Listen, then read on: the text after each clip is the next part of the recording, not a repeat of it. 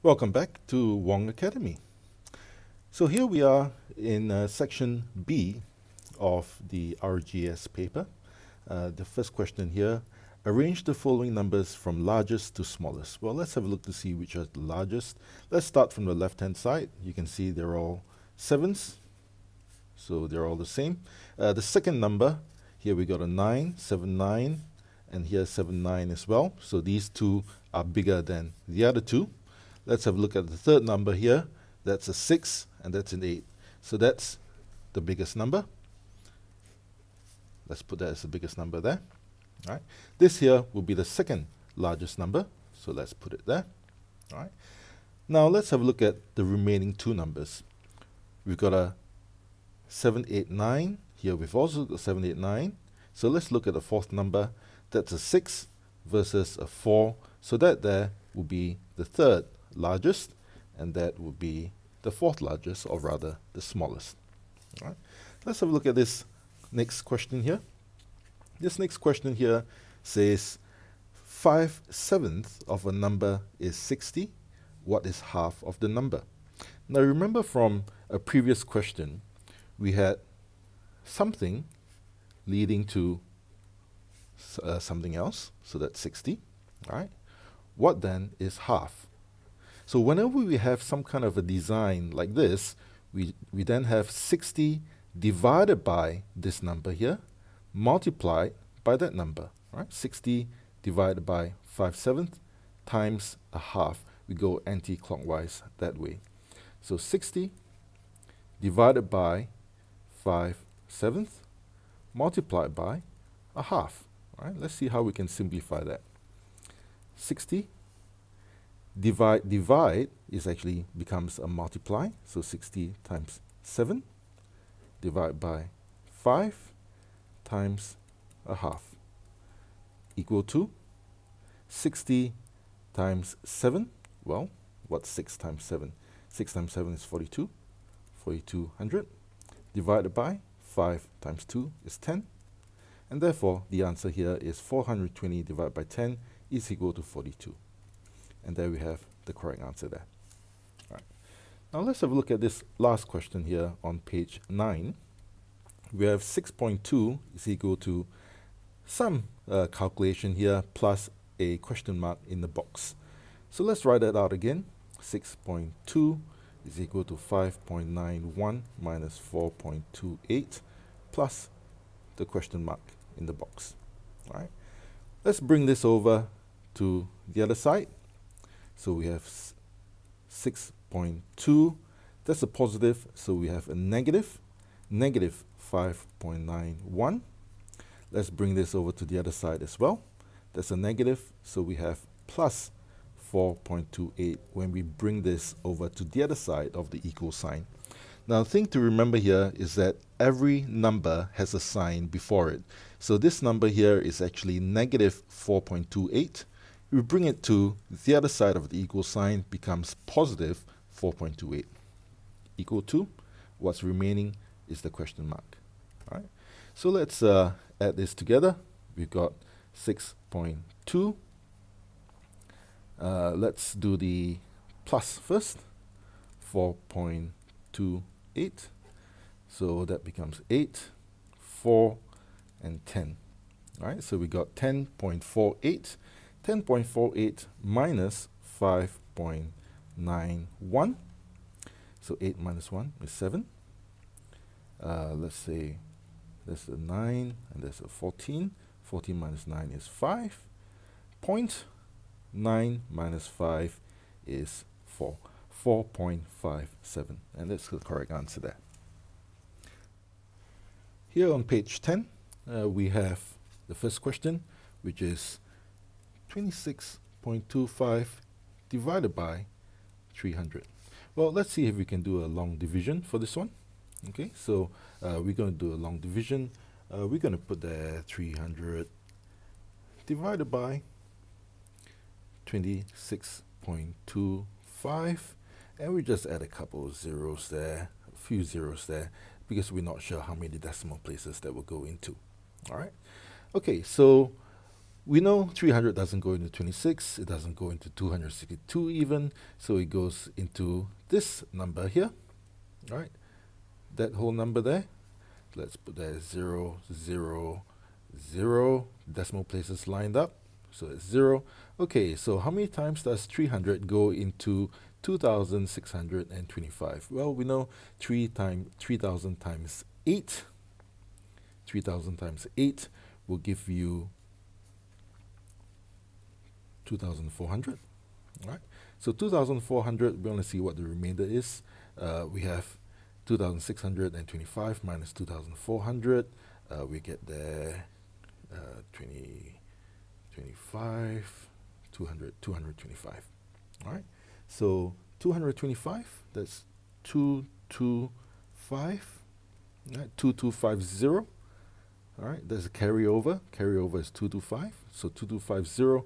How many times does 300 go into that? Well, we know times 7. 300 times 7 is 2100. So 2250 minus that. What's the remainder? The remainder is 150. So the carryover here will be 150. If you can see that, it's fairly crammed up over there. So 150, which is really 1,500. Now that's pretty easy because we know 300 times 5, or 3 times 5 is 15, so 300 times 5 is 1,500. So 5 there, and we got 0 remaining over. All right, so we don't carry anymore. And so that's it. That's the answer there, 0.0875. Let's check that, 0.0875, and that's correct. All right. Okay, now let's have a look at this next question here. The movie started screening at 11:15 p.m. Okay, I think it's fairly important to note the p.m. over here. So it's in the evening or at night. It lasts for 2 hours and 20 minutes. So let's add 20 minutes there first. So that becomes 11 and 35. And let's add 2 hours now. So 11 o'clock, 12 midnight, 1 p.m. Right, so plus 2 hours, that becomes 1 p.m. 11 o'clock at night, 12 midnight, and 1 a.m. Sorry, so 1 a.m. and 35 minutes. So 1 a.m. and 35 minutes, 1 a.m. 35 minutes. That's correct. All right.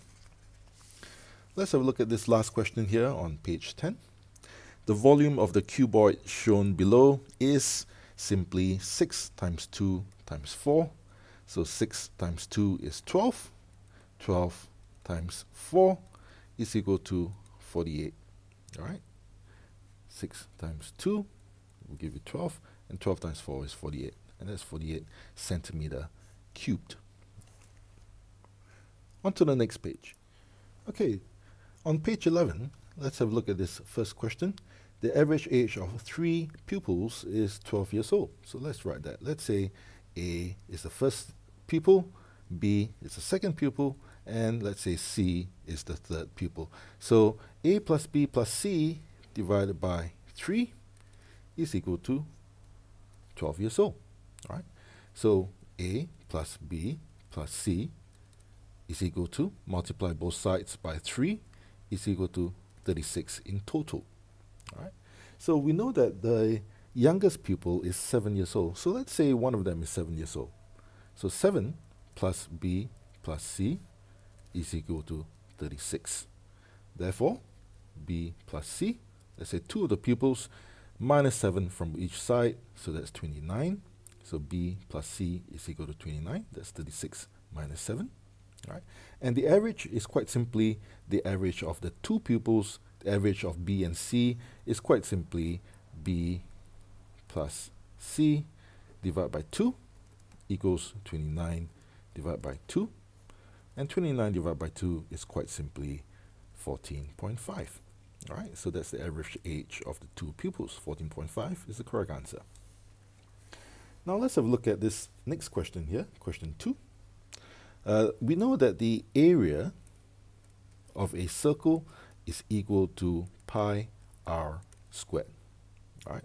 So let's imagine that we have a full circle here. Alright, so let's find out the area of the full circle, divide by 4, and we get area of the quarter circle. So what's pi r squared? 3.14 multiplied by 4 squared, alright, which is equal to 3.14 multiplied by 16. Alright, so 3.14 multiplied by 16, we know we're going to have a quarter there anyway, so instead of multiplying by 16, a quarter area is equal to 3.14 multiplied by 4 instead of 16, because 16 divided by 4 is simply 4. So let's multiply that out. 3 times 4, we know that's 12. 12 points, and 4 times 14, that's 28. Double 28 is 56. 12.56 centimeters squared, and that's correct. All right. Now let's have a look at this last question here on page 11. Mr. Tan spent 2/5 of his salary on food. All right, so food is 2/5. All right, let's make that 4/10. All right. Now he spent half of his remaining salary. Well, how much does he have remaining? Remaining is equal to, well, if he spent 4/10 on food, he remains 6/10. All right. How much does he spend on transport? Half of that. So transport is equal to half of that, 3/10. All right. So what is the ratio Mr. Tan spent on food to the amount he spent on transport? So food ratio to transport. Here we have 4/10 to 3/10. Simplifying that would be equal to 4 ratio to 3, and 4, 3 over there, and that's correct. On to the next page. Okay, so here we are on page 12. There's only one question on page 12. This is a fairly simple question. Kevin bought a burger and paid 91 cents for the GST, which is 7%. So 7% is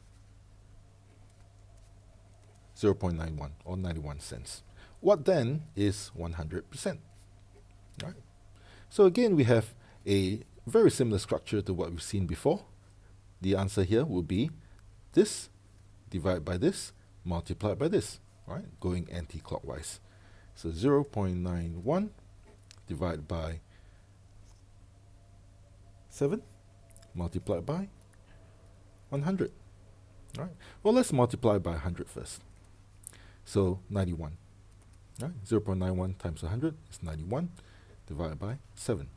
And 91 divided by 7, you can do long division if you wish, but this is a nice round number. We know that 7 times 13 is 91. So the answer here is 13. Right? 91 divided by 7 is 13. And that's correct. Okay. Next page. Okay, so here we have page 13. First question here, this expression, and when A is equal to 2, all right, so that's equal to 2, and that's also equal to 2 over there. All right, so let's substitute A equals to 2 into there. So we have 50 plus 2 times 2 is 4, divided by 9, divided by, we'll just leave it as divide for the moment, 14A, so times 2 is 28, minus 3 divided by 5. Okay, so that's substituting, and we can just simplify that. So that's 54 divided by 9 divided by 25 divided by 5. 54 divided by 9, I'm sure you know your times table or division table here. That's a very simple calculation. That will be equal to 6. 6 divided by 25 divided by 5 is 5. So therefore, that equals to 6 on 5. Right? You can simplify that into 1 and 1/5 if you like, but the answer here is 6/5. I will suppose that they would also accept this and still give you full marks for that. So that's the correct answer there. Now let's have a look at this next question here. Slightly more difficult. All right, so we're on page 13. Hamid went shopping with a sum of money. Well, we don't know what the sum of money is. Let's call that X for now. All right. After spending 1/3 of his money on a watch, so he spent 1/3 X. All right, he spent 1/3 of his money on a watch, and also $56 on a tie, plus 56. He was left with 3/8 of the sum of money he had at first. All right, so after spending all of this, he was left with 3/8. Well, if he's left with 3/8, it means that he spends 5/8 of his money. All right, so 5/8 X. All right, so we can see 5/8 plus 3/8, that equals to all of his money. So if he's left only 3/8, that means he spent 5/8. So spending 1/3 of his money plus 56 is equal to 5/8 of his money. All right, that's simply what it means there. So let's see how we can simplify this. We're going to bring this over to that side. Or actually, what we're going to do is that we're going to keep the 56 there, and we're going to bring the 1/3 X over to this side. All right, so 56 equals 5/8 X minus, when that goes over to this side, it becomes minus 1/3 X. Okay, so let's find some kind of a common denominator here to add or to subtract these two. So common denominator here would be quite simply 8 times 3, so it's 24. Right? 24. We've got 8 times 3 is 24, so 5 times 3 is 15. X minus 3 times 8 is 24, and 1 times 8 is 8x. Okay, so 15 minus 8x is equal to 7 on 24x. Right? So 56 is equal to 7 on 24x. So what is x? Well, x, let me write it up here. Let's continue up here. X is equal to 56 divided by 7 on 24. So 56 divided by 7 on 24, which is equal to 56 times 24 divided by 7. All right. So what's 56 times 24? Well, we can just do a very quick multiplication here. 56, 24. What's that? 6 times 4 is 24. 5 times 4 is 20. 21, 22. 0. 2 times 6 is 12. 1, 2. 2 times 5 is 10. 11. So the total there is 4, 4, 3, and 1. So that's 1, 3, 4, 4 divided by 7. What does that equal to? Well, let's do a long division. All right, so let's divide that. 7 and 1, 3, 4, 4. All right, that's 1. All right, remainder 6. 6 there. 7 times 9. And we remainder 1. And we have 2 over there. All right, so that equals to 192. So x is equal to 192. All right, let's continue over here on the left hand side. Pretty difficult, pretty long calculations here. All right, so we know that x is equal to $192. All right, now let's go through this question one more time, reading it one more time. He spent 1/3 of his money on the watch. Well, let's see how much he actually spent on the watch. So his money is 192. 192 divided by 3. All right, how much did he spend on the watch? Well, 3 times 6, remainder 1, and that's 4. So he spent $64 on the watch. So the question here is, how much did Hamid spend altogether, which is the watch and a tie? Well, spend altogether is 64 on the watch and 56 on the tie. And that should give us exactly $120. All right, and here the answer is 120, and that's correct. On to the next page.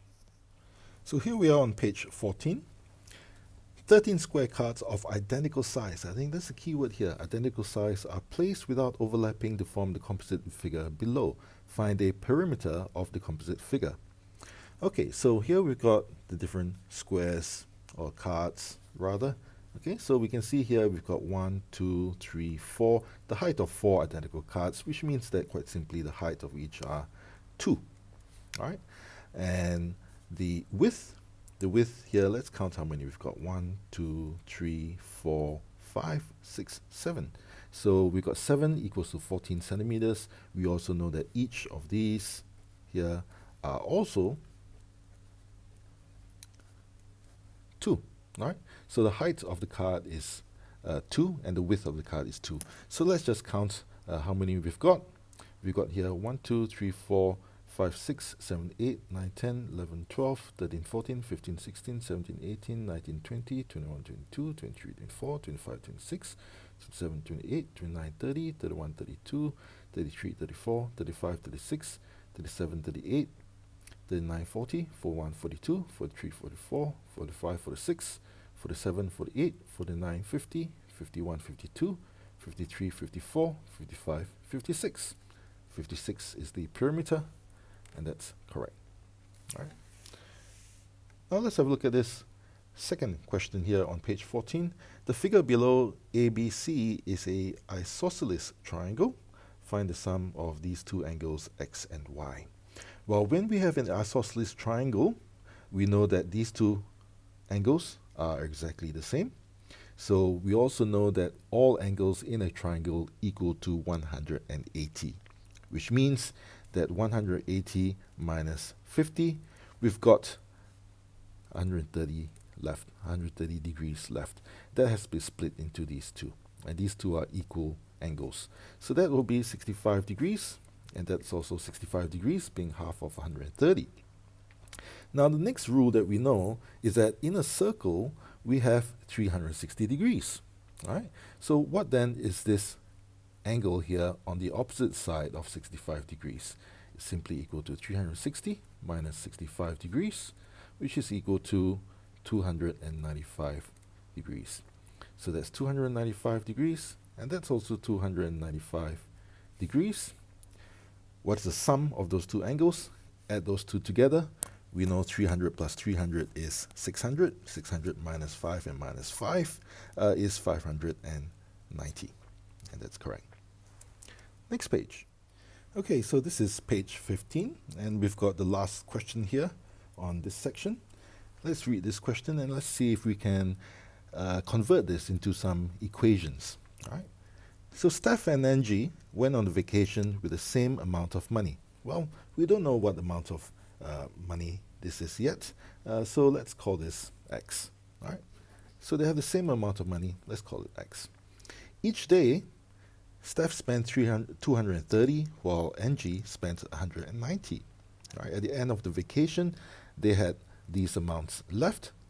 The question is, how many days were they on vacation? Well, let's call days D, the number of days.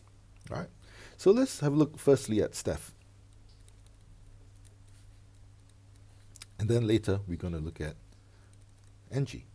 All right. So Steph has started with a X amount of money, right?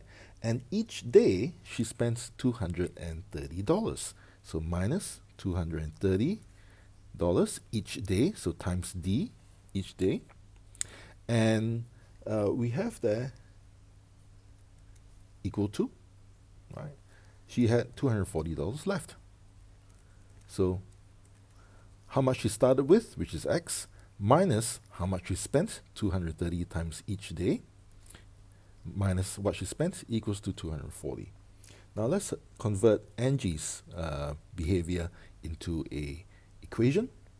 She also started with X. How much did she spend each day? She spent 190 each day. And how much did she have left? She had $720 left. So you can see here Angie actually spent much less than Steph. Well, let's convert this equation for Steph, and let's isolate X onto one side, which means that we want X is equal to something. Right? So X is equal to 230D. If you bring this over to this side, it becomes a positive number. So 230D plus 240. All right. Now let's convert Angie's equation and isolate X on one side. So X is equal to, bring 190 over to this side, becomes positive 190. So 190D plus 720. All right. So now we have two equations with X on the one side, and X is quite simply just how much money they started with. And when we have two equations equaling the same thing, right, we can equate these two together, which means we can just get rid of the X, and we can say that since they're the same, they both equal to the same number. We can say, in fact, that 230D plus 240 is equal to 190D plus 720. So this portion here is equal to this portion here, all right, because they're both equal to X. All right, so these two are equal to each other. So now let's simplify it and find out D, and that will be our answer there, which is how many days they are on vacation. All right, so 230D, let's bring the 190D over to this side, minus 190D equals 720. Let's bring the 240 to this side, so we minus 240. All right, and now let's work this out. We have 230 minus 190, that's 40D is equal to, and 720 minus 240 is 480. So 40D equals to 480. D is equal to 480 divided by 40. So what's that equal to? Get rid of the zeros. 48 divided by 4. Well, 48 divided by 2 is 24. 24 divided by 2 again is 12. 12. So 12 days is the correct answer. All right. And that's the end of this section. Stay tuned for the next video where we'll be looking at paper 2 for RGS. See you later.